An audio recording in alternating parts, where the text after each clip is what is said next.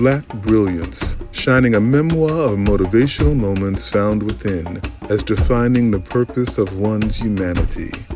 Join us for our conclusion of R.W. Hall, Family and Fortune on Black Brilliance. I don't want to be a painter. There's no prestige in painting.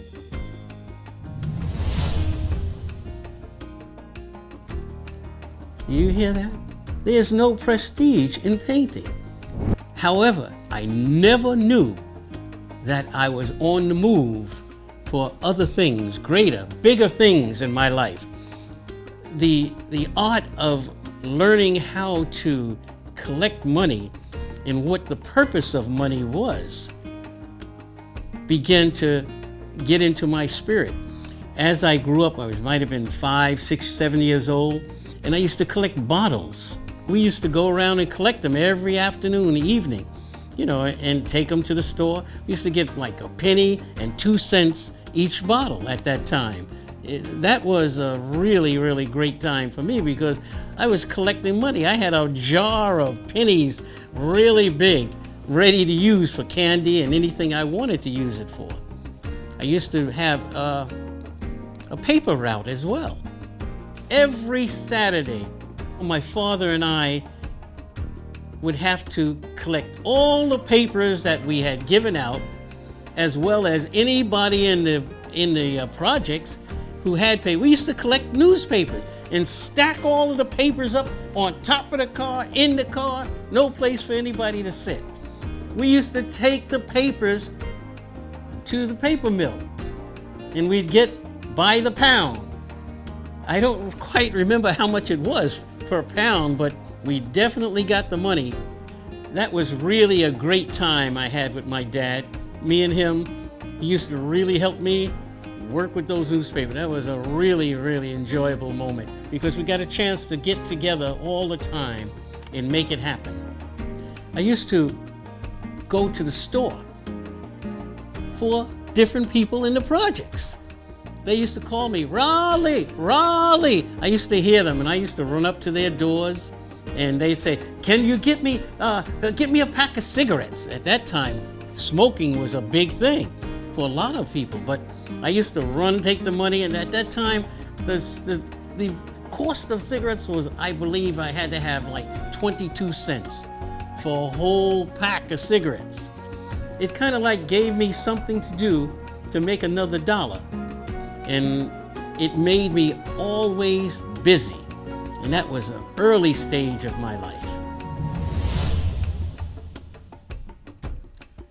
I used to do a lot of shoe shining also. Back when I was collecting cigarettes and giving the cigarettes to the ladies for sale and everything. I remember getting on the BMT, the train that's on Jamaica Avenue, riding to Woodhaven Northern Boulevard. They had a lot of car dealers. And the car dealers, the salesmen, they wanted their shoes shined. So on Saturday morning, early in the morning, we used to go, even on Sundays, we used to go on the boulevard and shine shoes. At my mother's bar, not her bar, but where she worked, Max's Bar and Grill, Tolliver's Bar and Grill. At that time, a lot of people visited the bars. And what had happened was that it became profitable for me. 15 cents a shoe. It was 30 cents. Then it was 10 cents if you wanted another shoe done. So suede brush, all of the different things. Can't quite remember. I haven't shined shoes in a long time for other people. I taught some kids how to shine shoes too. And they went to Rochdale Village and started shining shoes. Things that kept happening made me venture into more things. A friend of mine, Larry, he said, why don't you come and work with me and my dad? I said, oh, doing what? He says, yes, we have a painting contracting company. Please come. I said, oh, I don't know nothing about painting. He says, well, you painted your house here and everything. So I said, okay, yes, I can. So that was one of the very beginning times in which I entered the industry of construction. Painting up in Forest Hills, painting the how the buildings in the apartments and things of that kind. You know, at that time there were no rollers. They hadn't created rollers, it was just coming on the market. We used to have very large brushes that were called monsters that we used to have to handle and paint the ceilings. They needed young guys to paint the ceilings. Oh my gracious. And that was the job I was being given. Paint the closet and paint the ceiling with these monster brushes. We did some painting out on the island in mansions. In the construction industry, there are jobs that come plentiful, and you're off 1 week, you might be off 3 weeks. But then there are other times when you're constantly working.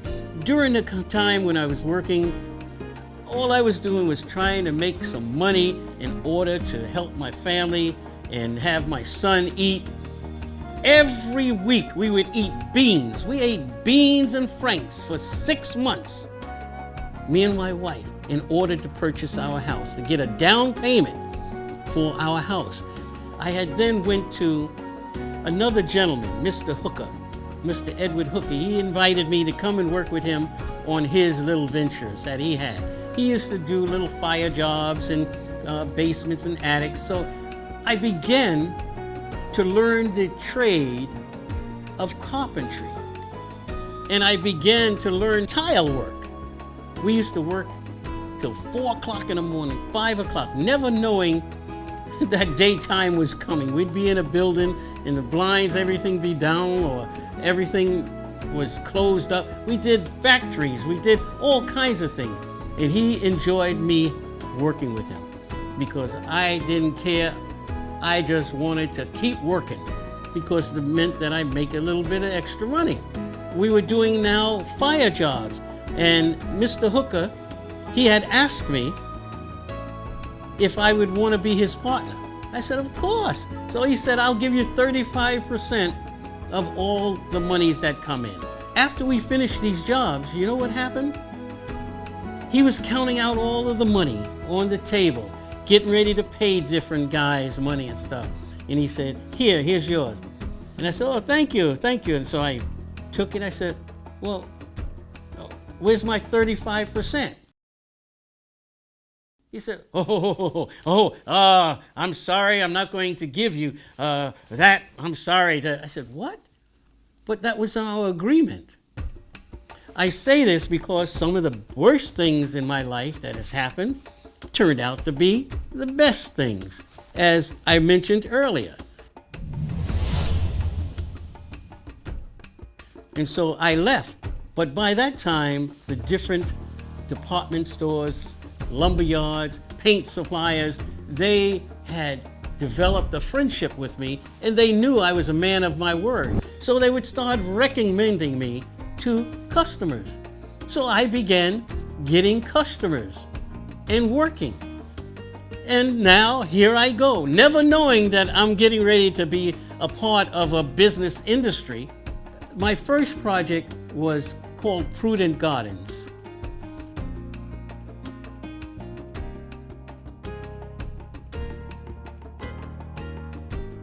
See, the city had the land, and I was the developer who would have owned the houses.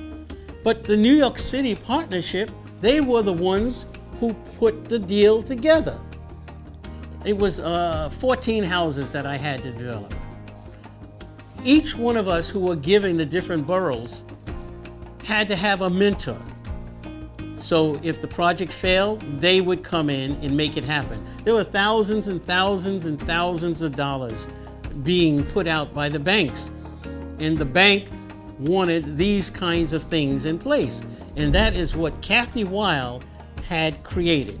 There were 100 contractors who had put in for the developments, for this program that was beginning to happen.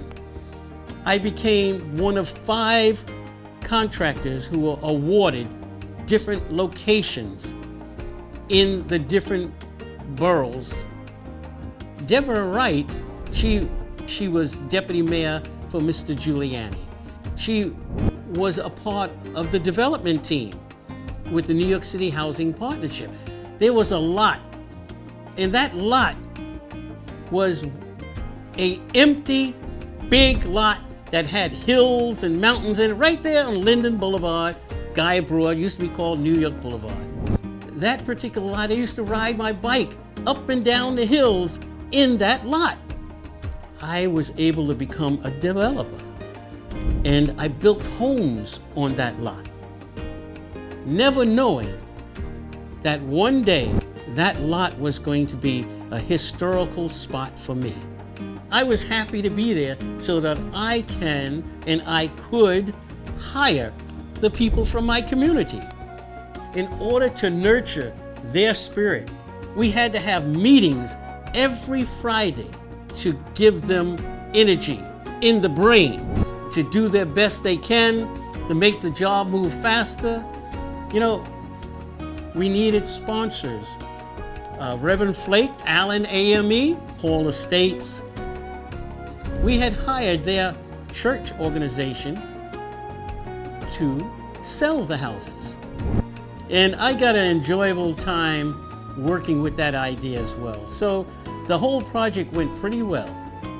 The idea of not what am I going to do next, but what does faith have to do with me now?